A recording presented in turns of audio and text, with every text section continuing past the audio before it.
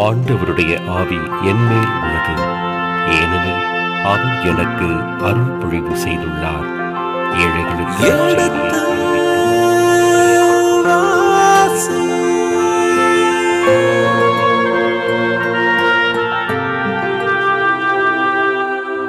எடுத்து வாசி.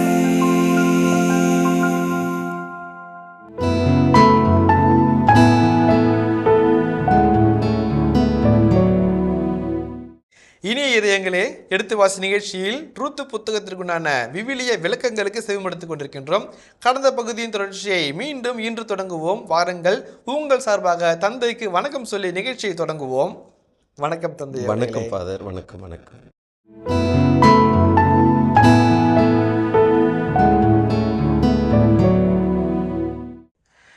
இது குறித்து நீதி தலைவர்கள் 6:12 நாம் வாசிக்கிறோம். அங்கே வானதூதர் எப்படி கிதியோனை வாழ்த்துகிறார் என்று அந்த வசனத்தை வாசிங்க. நீதி தலைவர்கள் 6:12. ஆண்டவரின் தூதர் அவருக்கு தோன்றி, வலிமைமிக்க வீரனே, ஆண்டவர் உன்னோடு இருக்கிறார் என்றார். ஆண்டவர் உம்மோடு இருக்கிறார். இது ஒரு மரபு சார்ந்த ஒரு வாழ்த்து மொழி. ஒரு யூதர் இன்னொரு யூதரை பார்த்து வாழ்த்து சொல்லுகிற தொல்பழங்காலத்தில் இருந்த ஒரு வாழ்த்து மொழி. இப்பொழுதெல்லாம் ஷபாத் ஷலோம் என்றெல்லாம் சொல்லுகிறார்கள், ஷலோம் என்று சொல்லுகிறார்கள். எனவே இது ஆண்டவர் உங்களோடு இருப்பாராக என்று வாழ்த்துகிறார். இது அந்த வயலில் வேலை செய்கிற தொழிலாளர்கள் மேல் அவர் வைத்திருக்கிற ஒரு இணக்கமான உறவை வெளிப்படுத்துகிறது. ஒரு நிலக்கிழார் என்ற ஒரு அந்தஸ்திலே அவர் நடந்து கொள்ளவில்லை. மற்றவங்களாம் என்னை முதல்ல வாழ்த்தணும், நான் தான் இங்கே உயர்ந்தவன், எனக்கு தான் இந்த நிலமெல்லாம் உடமையானது, நான் தான் பெரியவன், எனக்கு கீழே தான் வேலை செய்கிறாங்க, என்னுடைய நிலத்தில் தான் வேலை செய்கிறாங்க அப்படின்னு இவர் காத்திருக்கல. முதல்ல அவர் வந்த உடனே அவர் தான் வாழ்த்துகிறார். ஆண்டவர் உங்களோடு இருப்பாராக என்றார். உடனே அவர்களும் ஆண்டவர் உமக்கு ஆசி வழங்குவாராக. இது நவோமியினுடைய வாழ்த்து ஆசி மொழிக்கு அடுத்தபடியாக இங்கே இந்த வயல்வெளி தொழிலாளர்கள் போவாசை வாழ்த்துகிறார்கள், ஆசி கூறுகிறார். ஆண்டவர் உமக்கு ஆசி வழங்குவாராக என்றார்கள். உடனே 5வது வசனம் வாசிங்க. அவர் அறுவடையாளர்களின் கண்காணியிடம், இவள் யார் வீட்டு பெண் என்று கேட்டார். பாருங்க, உடனே போவாசனுடைய கவனம், பார்வை இந்த ரூத்தின் மேல் செல்லுகிறது. ஆனால் நேரடியாக அவரிடம் சென்று பேசலை. இவரும் சரியான அணுகுமுறையை அவர் பார்க்குற, எந்த ஒரு வயல்வெளி தொழிலாளர்கிட்டையும் அவர் போய் டைரெக்டாக பேசலை. அந்த கண்காணியிடம், அந்த தொழிலாளர்களுடைய பொறுப்பாளரிடம் அவர் கேட்கிறார், இவள் யார் வீட்டு பெண்? இந்த கேள்வி மிக முக்கியமானது. இவள் யார் வீட்டு பெண்? யார் வீட்டு, ஹூஸ், ஆங்கிலத்தில் ஹூஸ், யாருடைய. இவருடைய பெயர் என்ன என்று கேட்கவில்லை. ஆனால் இவள் யார் வீட்டு பெண் அப்படின்னு சொன்னால், இந்த ரூத்தை ஒரு உடைமையாக கருதி, ஒரு செல்வமாக, ஒரு நிலத்தை போலவோ, ஒரு வீட்டை போலவோ, ஒரு ஆபரணத்தை போலவோ யார் இந்த பெண்மணியை உடைமையாக வைத்திருக்கிறார்கள் அப்படின்றதான் இதனுடைய அர்த்தம்.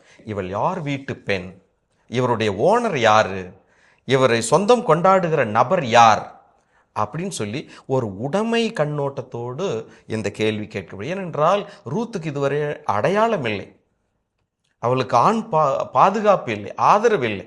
அவர் தங்கி இருப்பது, உடன் இருப்பது இன்னொரு விதவை மாமியார் தான். எனவே இந்த கொஸ்டின், போவாசனுடைய இந்த கொஸ்டின் மிக முக்கியமானது. இதுவரை அந்த பெண்மணிக்கு அடையாளம் இல்லாத ஒரு நிலை, இனி அவருக்கு ஒரு அடையாளம் தேவைப்படுகிறது. அதை கொடுக்க போகிறவரும் யார் என்பதை சிறிதாக இந்த ஆசிரியர் இந்த நூலிலே நமக்கு சொல்லுவார். இவள் யார் வீட்டு பெண்? உடனே அந்த கண்காணி பதில் சொல்லுகிறார். இதுக்கு போதுமான வார்த்தைகள், இடம், வசனங்கள் ஒதுக்கப்பட்டிருக்கின்றன. 6, 7 2 வசனங்களிலும் இந்த கண்காணி தான் பேசுகின்றார். 6வது வசனத்தில் வாசிங்க பார்க்கலாம். அதற்கு அறுவடையாளர்களுக்கு மேற்பார்வையாய் நியமிக்கப்பட்டிருந்த வேளையால் இவள்தான் மோவாபு நாட்டிலிருந்து திரும்பியுள்ள நகோமியோடு வந்திருக்கும் மோவாபிய பெண். அறுவடையாளர்களின் பின்னே சென்று சிந்தும் கதிர்களை பொறுக்கிக் கொள்வதற்கு என்னிடம் அனுமதி கேட்டாள். காலை முதல் இதுவரையில் அவள் சிறிதும் ஓய்வின்றி கதிர் பொறுக்கி கொண்டிருந்தாள். இப்பொழுதுதான் அவள் பந்தல் நிழலில் சற்று ஓய்வெடுத்து கொண்டிருக்கிறாள் என்றார். இந்த 2 வசனங்களில் நாம் பார்க்குறோம், ரூத் என்ற பெயரே பயன்படுத்தப்படவில்லை, மோவாபி பெண் அப்படின்னு. அதே போல் இங்கே போவாசு கேட்கிற கேள்வி யார் வீட்டு பெண். அப்போது இதுவரை அந்த ரூத்துக்கு பெத்லகேமில் அடையாளம் இல்லை. அடையாளம்னா அந்த ஆளுமை தீர்மானிக்கிற ஒரு நிலை, ஒரு தன்னுடைய இருத்தல், எக்ஸிஸ்டன்ஸ், அதை வெளிப்படுத்துகின்ற ஒரு வலிமை தான் அந்த ஐடென்டிட்டி. யார் அப்படின்ற ஒரு அது இல்லை. ஆனால் ஒரு 3வது நபரை சொல்லுவதைப் போல அவர் சொல்லுகிறார், அறுவடையாள்களுக்கு மேற்பார்வையாளராய் நியமிக்கப்பட்டிருந்த வேளையால் இவள்தான் மோவாபு நாட்டிலிருந்து திரும்பியுள்ள நகோமியோடு வந்திருக்கும் மோவாபிய பெண். இப்போ இதில் பாருங்கள், 2 முறை மோவாபு. ஸோ ரூத்து மோவாபிலிருந்து வந்திருக்கிறாங்க என்பது உறுதியாக இங்கே சொல்லப்படுகிறது. அதனால தான் 2 முறை சொல்லப்பட்டிருக்கிறது. மோவாபு நாட்டிலிருந்து திரும்பியுள்ள நகோமியோடு வந்திருக்கும் மோவாபிய பெண். அடுத்தது, அறுவடையாளர்களின் பின்னே சென்று சிந்தும் கதிர்களை பொறுக்கிக் கொள்வதற்கு என்னிடம் அனுமதி கேட்டார். ஸோ இங்கே நீங்கள் சொன்ன மாதிரி தன்னை ஒரு நிலத்தில் தானாக அவங்களா பூந்து உள்ள நுழைஞ்சி கதிர்களை பொறுக்கலை.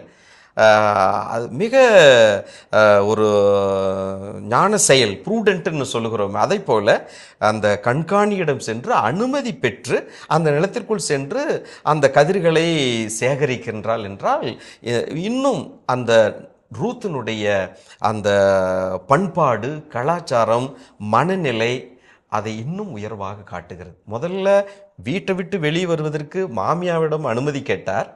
இங்கே வெளியே வந்துட்டாங்க, வயலில் உள்ள நுழைஞ்சு வேலை செய்வதற்கும் சரியான பொருத்தமான ஆளிடத்திலே சென்று அனுமதி கேட்டு அந்த அனுமதியின் உத்தரவின் பேரிலே அவர் கதிர்களை பொறுக்குகின்றார். எவ்வளோ ஒரு நல்ல ஒரு பண்பாடு நிறைந்த செயல் பாருங்களேன். ஸோ ரூத்தினுடைய அருமையான செயல்.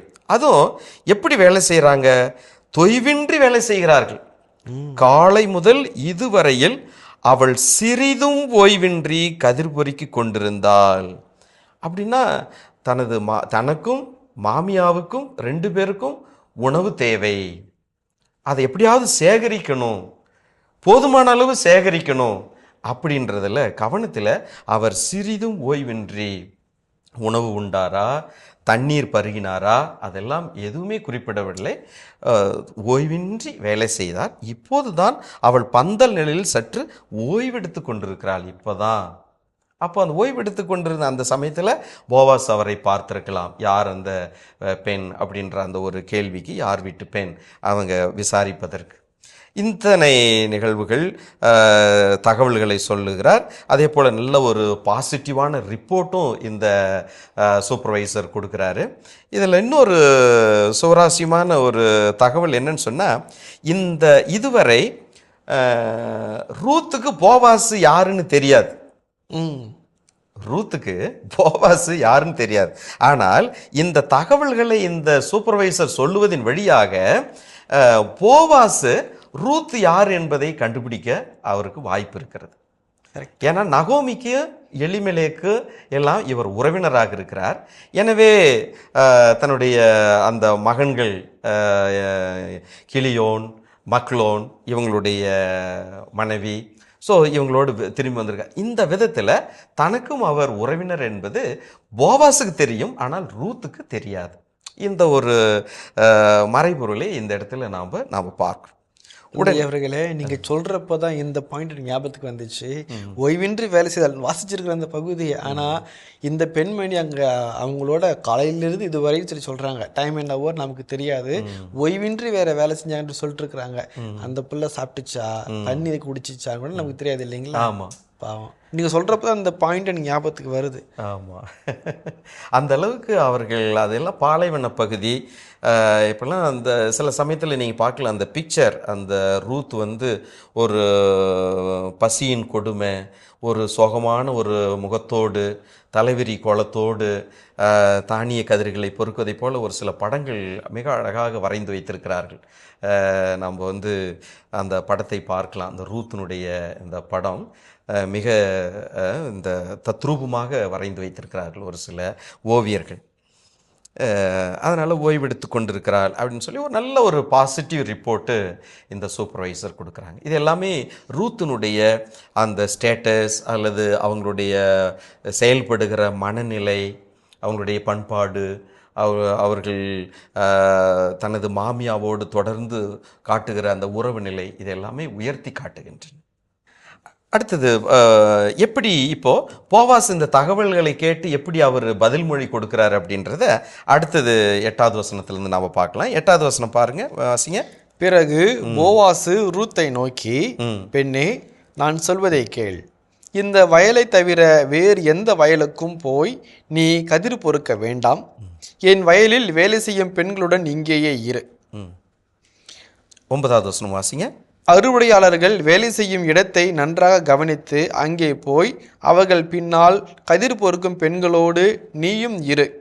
எந்த வேலைக்காரனும் உனக்கு தொந்தரவு கொடுக்கக்கூடாதென நான் கட்டளையிட்டிருக்கிறேன். உனக்கு தாகம் எடுத்தால் அவர்கள் நிரப்பி வைத்துள்ள பாண்டங்களிலிருந்து தண்ணீர் அறிந்துகொள் என்றார். பாருங்க, ரொம்ப 8, 9 2 வசனத்தையும் நாம் சேர்த்து பார்ப்பது மிகவும் நல்லது. போவாஸ் இப்போது டைரெக்டாக ரூத்துக்கிட்ட பேசுகிறார். இந்த தகவல்களை கேட்டு அறிந்த பிற்பாடு உடனே ரூத் இன்னும் இது வரைக்கும் போவாஸ்கிட்ட எதுவும் பேசலை. ஆனால் இது பாருங்கள், போவாஸ் ரூத்தை நோக்கி உடனடியாக சொல்கிறார். நீ வேறு எதுவும் விசாரணையெல்லாம் இல்லை. இந்த தகவல்களின் பேரில் இவர் சொல்லுகிறார், பெண்ணே என்று அழைக்கிறார். ஃபஸ்ட்டு வார்த்தை பெண்ணே. இதை அடிக்கோடிட்டு நாம் கவனத்தில் வைத்துக்கொள்ள வேண்டும். பிற்பாடு இந்த பெண்ணே என்று இந்த வார்த்தை எப்படி போவாசு மாற்றி சொல்லுகிறார் என்பதற்கு மிக முக்கியமானது. ஏன்னா முதல் அதிகாரத்தில் எப்படி நாம் பார்த்தோம், மருமகள்கள் என்ற வார்த்தை மகள்களாக மாறுகிறது, மக்களே என்று மாறுகிறது. அதே போல் போவாசு முதல் முறையாக பயன்படுத்துகிற வார்த்தை பெண்ணே.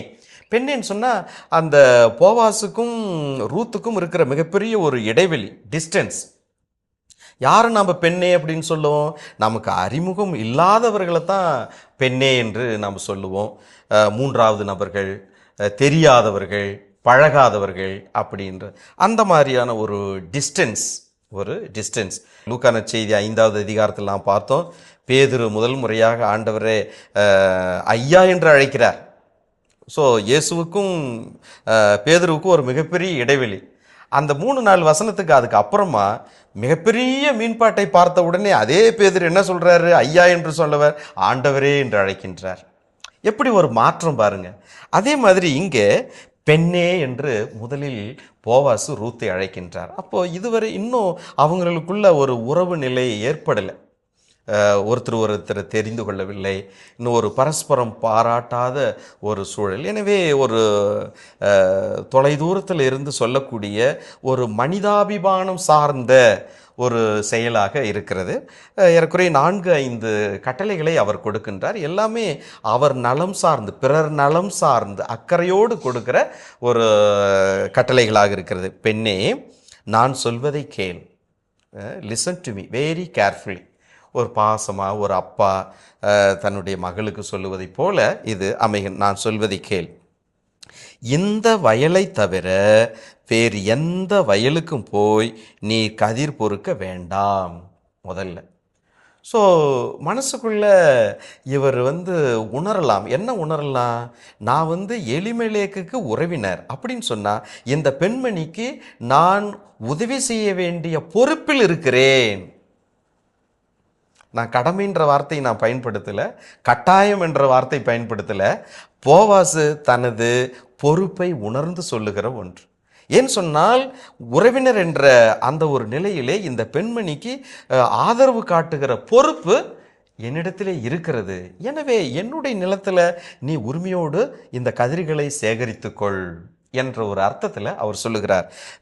இந்த வயலை தவிர, பாருங்க இந்த வார்த்தையை பாருங்க, இந்த வயலை தவிர வேறு எந்த வயலுக்கும் போய் நீ கதிர் பொறுக்க வேண்டாம். தீர்மானமா, சரியா, அதில் எந்த குழப்பமும் கிடையாது. ஸோ அவருக்கு சந்தேகமோ அல்லது குழப்பமோ வருவதற்கு வாய்ப்பே இல்லை. இந்த வயலில் நீர், இதுதான் பவுண்டரி அப்படின்ற ஒரு உரிமையோடு சொல்லுகிற ஒன்று. இரண்டாவது, என் வயலில் வேலை செய்யும் பெண்களோடு, அந்த வயல் என்னுடைய வயல். அதை போவாசு இந்த 2வது வாக்கியத்தில் சொல்றார். என் வயலில் வேலை செய்யும் பெண்களுடன் இங்கேயே இரு. பெண்கள் அடுத்தது வருகிறார். ஊர் பெண்கள் பார்த்தோம், பெத்லகேம் ஊர் பெண்கள்.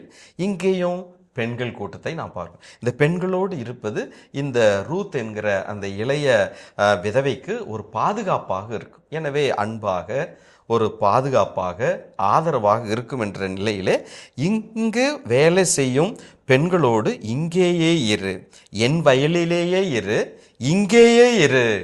பாருங்க, அறுவடையாளர்கள் வேலை செய்யும் இடத்தை நன்றாக கவனித்து அங்கே போய் அவர்கள் பின்னால் கதிர் பொறுக்கும் பெண்களோடு நீயும் இரு. 2வது முறையாக பயன்படுத்துகிற வார்த்தை. இங்கே இருக்கிற வேலையாட்கள் எங்கெங்கெல்லாம் கதிர் அறுவடை செய்கிறார்கள் என்பதை நன்றாக கவனித்து கொண்டு அவர்கள் பின்னால் சென்று அந்த பெண்களோடு நீ இரு. ஸோ பாதுகாப்பை உறுதிப்படுத்துகிற வகையிலே இது மீண்டும் மீண்டும் நீ பெண்களோடு தங்கியிரு என்று போவாஸ் சொல்லுகின்றார். அடுத்தது பாருங்க, ஒரு உத்தரவாதத்தை கொடுக்கிறார். எந்த வேலைக்காரனும் உனக்கு தொந்தரவு கொடுக்க கூடாது என நான் கட்டளையிட்டு இருக்கிறேன். கட்டளை கொடுக்கிறார் அவங்களுக்கு. எந்த விதமான தொந்தரவும் இந்த பெண்மணிக்கு, அயல்நாட்டு பெண்மணிக்கு, பிற இன பெண்மணிக்கு கொடுக்கக்கூடாது. உனக்கு தாகம் எடுத்தால் அவர்கள் நிரப்பி வைத்துள்ள பாண்டங்களிலிருந்து தண்ணீர் அறிந்து கொள். அப்போ உணவு கொடுக்கிறாரு, தண்ணீரும் கொடுக்கின்றார். நம்ம கேட்டோம் இல்லைங்களா, இங்கே எப்படி அவங்க உணவு கிடைக்க போகுது, எப்படி தாகம் தணிக்க போகிறாங்க, எப்படி அவங்களுக்கு பாதுகாப்பு. So Boaz in him is strength, அவரில் வலிமை, செல்வாக்கும் செல்வம் நிறைந்த மனிதர் இந்த பெண்மணிக்கு உணவு கொடுக்கிறார், பாதுகாப்பு கொடுக்கின்றார், ஆதரவு கொடுக்கின்றார், தவித்த வாய்க்கு தண்ணீர் கொடுக்கின்றார். எனவே முதன்மையான தேவைகள் எல்லாம் இங்கே மிக நன்றாக திருப்திகரமாக பூர்த்தி செய்யப்படுகின்றது என்பதை இங்கே நாம் பார்க்குறோம். போவாஸ் எப்படி இங்கே அவருக்கு ஆதரவு கொடுக்கின்றார். இது எல்லாம் எப்படி வருது, இந்த எக்ஸ்பிரஷன்ஸ் எல்லாம் ரூத் எப்படி பார்க்குறாங்க அப்படின்றத 10வது வசனத்தில் நாம் பார்க்குறோம். 10வது வசனம் வாசிங்க.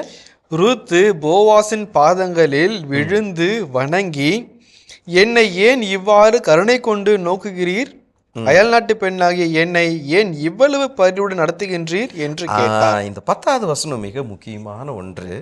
ஏன்னு சொன்னால், முதல் அதிகாரத்தில் நாம் பார்த்த 2 வார்த்தை, கருணை, பரிவு.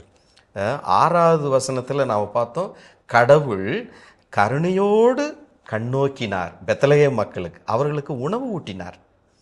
நகோமி தனது 2 மருமகளை பார்த்து, உங்களுடைய கணவன்களுக்கும் எனக்கும் நீங்கள் பரிவு காட்டியதைப் போல ஆண்டவர் தாமே உங்களுக்கு பரிவு காட்டுவாராக என்ற 2 முக்கியமான தியாலஜிக்கல் டேர்ம்ஸ், மிக முக்கியமானது.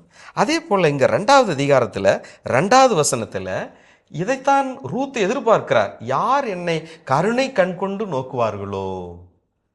இந்த 8வது 9வது வசனத்தில் போவாசு ரூத்தை கருணை கண் கொண்டு நோக்குகிறார். அதுதான் 10வது வசனத்தில் நாம் பார்க்கின்றோம். அவர் என்ன சொல்றார், போவாசின் பாதங்களில் வீழ்ந்து வணங்கி. அந்த பாதங்களில் வீழ்ந்து வணங்குவது என்பது ஒரு மிக முக்கியமான ஒரு நல்ல ஒரு செயல். எப்படின்னா, நான் உமது அடிமையானவள், நான் உன்னுடைய பணியாள், நான் உன்னுடைய அடியான், உன்னுடைய தயவில் நான் இருக்கிறேன் என்பதனுடைய அடையாளம். 3வது அதிகாரத்தில் அதையே தான் நம்ம வேறு விதமாக நம்ம பார்க்க போகிறோம். ரூத்து போவாசனுடைய பாதத்தில் தான் இருப்பாங்க. அதனுடைய முன் அடையாளமாக நாம் பார்க்குறோம். இங்கே பாதத்தில் விழுந்து போவாசின் பாதங்களில் வீழ்ந்து வணங்கி, with much respect and honour வணங்கி, என்னை ஏன் இவ்வாறு கருணை கண் கொண்டு நோக்குகிறீர். மறுபடியும் பாருங்க, அயல்நாட்டு பெண்ணாகி என்னை ஏன் இவ்வளவு பரிவுடன் நடத்துகிறீர். ஸோ மறுபடியும் அவர் ஒரு ஜென்டாயில், பிற இன பெண்மணி என்பதை இங்கே உறுதிப்படுத்தப்படுகிறது. எனக்கு பேர் கிடையாது, இங்கே குறிப்பிடப்படவில்லை, எனக்கு பாதுகாப்பு ஆதரவு, நான் யாருக்கும் உடமையாக இல்லை, நான் தனியாக இருக்கிறேன் என்ற ஒரு நிலையிலே இவள் சொல்லுகிறார், எனக்கு ஏன் இந்த கருணை காட்டுகின்றீர், எனக்கு ஏன் இந்த பரிவு காட்டுகின்றீர் என்று அவர் காட்டுகின்றார். ரொம்ப அருமையான ஒன்று. அவர் எது எதிர்பார்த்தாரோ அது நிறைவாக கிடைக்கின்றது. வயல்வெளி வேலை செய்வதற்கு, தானியங்களை நிரப்புவதற்கு, சேகரிப்பதற்கு, தாகம் தணிப்பதற்கு, உடன் இருந்து பாதுகாப்பை அனுபவிப்பதற்கு, உரையாடுவதற்கு, உறவுகள், இப்படி எல்லாமே ரூத்துக்கு ஒரு முதல் கட்டமாக அனைத்தும் இங்கே கொடுக்கப்படுகின்றது. ஸோ இதுதான் இந்த 10வது வசனத்தில் நாம் இங்கே பார்க்கின்றோம். இனிய இதயங்களே, எடுத்து வாசி நிகழ்ச்சியில் ரூத்து புத்தகத்தின் இறை வசனங்களுக்கு செவிமடுத்துக் கொண்டிருக்கின்றோம். இதன் தொடர்ச்சியை மீண்டும் அடுத்த பகுதியில் பார்ப்போம். அதுவரை இணைந்திருங்கள். இயேசுவுக்கே புகழ், இயேசுவுக்கே நன்றி, மரியே வாழ்க. ஒவ்வொருவரும் நம்முடைய தனிமை, வேதனை, இந்த மாதிரி சமயத்தில் இந்த இறை வார்த்தை எடுத்து வாசிப்பது மிக மிக பொருளுள்ளதாக இருக்கும். ஏன்னு சொன்னால் ரூத்தினுடைய நிலைமை அப்படிப்பட்டதாக இருக்கிறது. கடைசியாக போகும்போது எத்தனையோ பரிசுகளை இறையடியார் கொடுக்குற, எல்லாம் எனக்கு வேண்டாமா, நீ தூக்கிட்டு போ அப்படின்னு விடுறார். கடைசியாக இவர் என்ன சொல்கிறார், அத்தனை பரிசுகளையும் கொண்டுட்டு வந்தவர், எனக்கு ஒரு சாக்கு மண்ணையாவது இந்த ஊர்லேருந்து எடுத்துகிட்டு போகிறதுக்கு எனக்கு அனுமதி கொடுங்க.